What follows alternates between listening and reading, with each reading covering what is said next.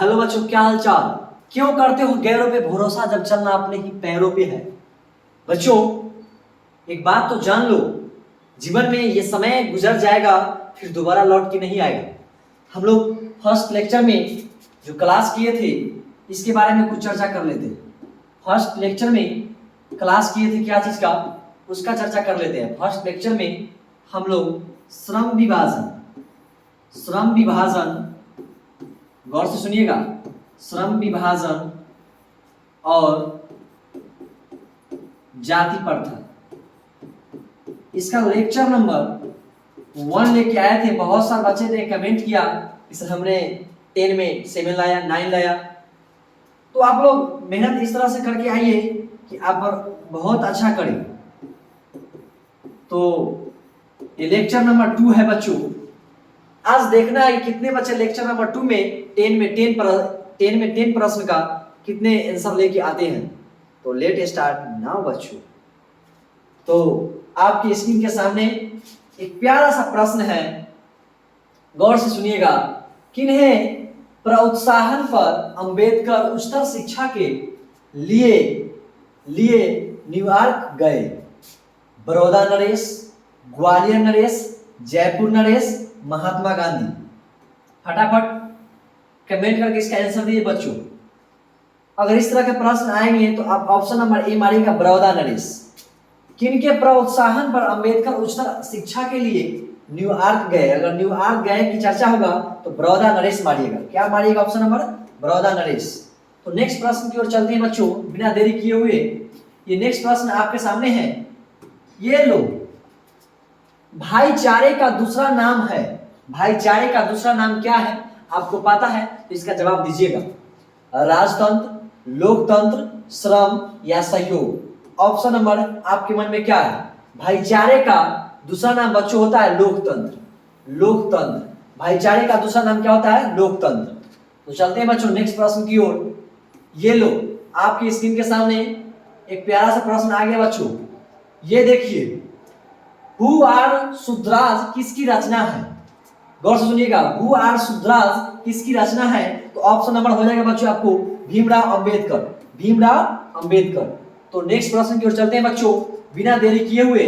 आज का प्रश्न आपके सामने लेक्चर नंबर 2 लेके हम आए हैं। ये देखिए, यहाँ पे होगा बुद्धा। बुद्धा एंड हिज धम्मा के लेखक कौन है? अगर इस तरह के प्रश्न होंगे, बुद्धा एंड हिज धम्मा के लेखक कौन है, तो आप ऑप्शन नंबर खोज के मारिएगा, भीमराव अंबेडकर। भीमराव अंबेडकर। तो बिना देरी किए हुए बच्चों नेक्स्ट लेक्चर की ओर चलते हैं, नेक्स्ट प्रश्न की ओर चलते हैं बच्चों। ये लो, ये देखिए आप लोग गौर से। लेखक भारत में बेरोजगारी का एक प्रमुख कारण किसे मानते हैं? लेखक का कहना है कि बेरोजगारी का एक प्रमुख कारण किसे मानते हैं, इसको बारे में आपको चर्चा करना है। तो लेखक जो भीमराव अंबेडकर है, बेरोजगारी का जाति प्रथा का ही कारण मानते हैं। अगर आपसे इस तरह का प्रश्न पूछा जाए तो बेहिचक मारिएगा। पहले क्वेश्चन सुनिए, लेखक भारत में बेरोजगारी का एक प्रमुख कारण किसे मानते हैं? तो जाति प्रथा। किसका मानेंगे? जाति प्रथा। तो नेक्स्ट प्रश्न की ओर चलेंगे बच्चों। आज के लिए ये प्यारा प्यारा प्रश्न आपके लिए लेके आए हैं। उम्मीद करते हैं कि आप लोग अच्छे स्कोर कर रहे होंगे आज। चलिए बिना देरी किए हुए नेक्स्ट सवाल की ओर। भीमराव अंबेडकर किस विनम्रता की बात करते हैं? गौर से सुनिएगा, भीमराव अंबेडकर किस विनम्रता की बात करते हैं? इस युग में जातिवाद के पोषक की कमी नहीं है, या फिर जाति प्रथा श्रम विभाजन का स्वाभाविक रूप है? तीसरा है बच्चों ऑप्शन नंबर सी, जाति प्रथा बेरोजगारी का एक प्रमुख कारण है। ऑप्शन नंबर डी, इनमें से कोई नहीं। अब कोई बच्चे के मन में सवाल होगा कि सर इसका आंसर क्या होगा, तो अगर आपको मालूम है तो कमेंट करके जरूर बताइएगा।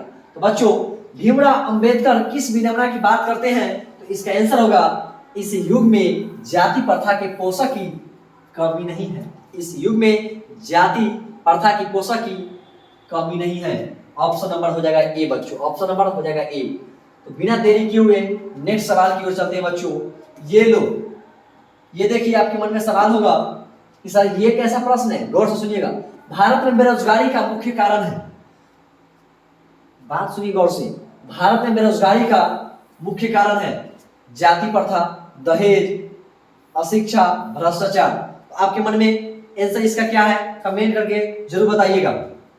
चलिए इसका आंसर बता दें बच्चों, भारत में बेरोजगारी का मुख्य कारण है जाति प्रथा। क्या है? जाति प्रथा।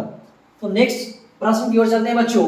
आपके स्क्रीन के सामने ये लो, ये प्यारा सा प्रश्न आपके सामने है, आपके स्क्रीन के सामने है, गौर से देखिए।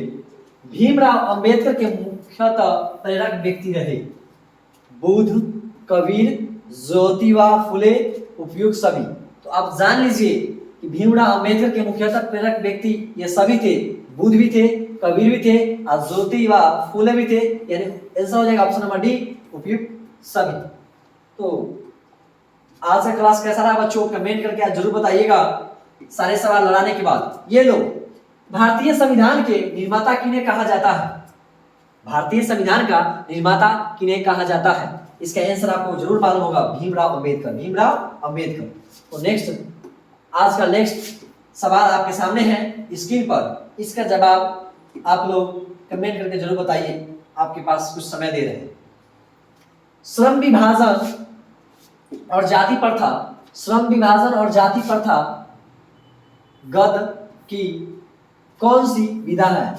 ये गद्य की बात हो रहा है। अब आपको बताना है कि श्रम विभाजन जाति प्रथा जब किताब पढ़ के आए, रीडिंग करके आए, तो आपको कैसा लगा पढ़ने में? कहानी की तरह, नाटक की तरह, निबंध की तरह या आत्मकथा की तरह? तो बहुत सारे बच्चे के मन में सवाल होगा कि सर ये बहुत अच्छा हमारा निबंध लगा। क्या लगा? बहुत अच्छा निबंध लगा। इसका आंसर हो जाएगा निबंध, ऑप्शन नंबर सी। बहुत सारे बच्चे के मन में सवाल है कि सर आप क्लास भी कर लेते, यानी क्लास भी आप दे देते बच्चों को, तो ये संभव नहीं है बच्चों। हम आपके लिए फाइट सीरीज में ऑब्जेक्टिव का ही सीरीज लाए हैं, केवल हम ऑब्जेक्टिव का ही सीरीज लेके आए हैं बच्चों, केवल ऑब्जेक्टिव का ही सीरीज लेके आए हैं। ऑल सब्जेक्ट का बच्चों, ऑल सब्जेक्ट का चैप्टर वाइज, गौर से सुनिएगा, चैप्टर वाइज आपको ऑब्जेक्टिव मिलेगा, वो भी टॉप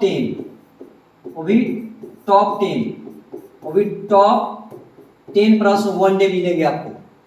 तो मैं आशा करता हूं कि आप डेली रिवीजन करके आते होंगे फाइट सीरीज से फाइट करने के लिए। तो फिर मिलते हैं नेक्स्ट लेक्चर में। अगर आपको इसका फर्स्ट लेक्चर देखना है तो लेक्चर नंबर 1 मार करके सर्च करके आप लेक्चर नंबर 1 देख सकते हैं। फिर मिलते हैं नेक्स्ट वीडियो में। जय हिंद, जय भारत।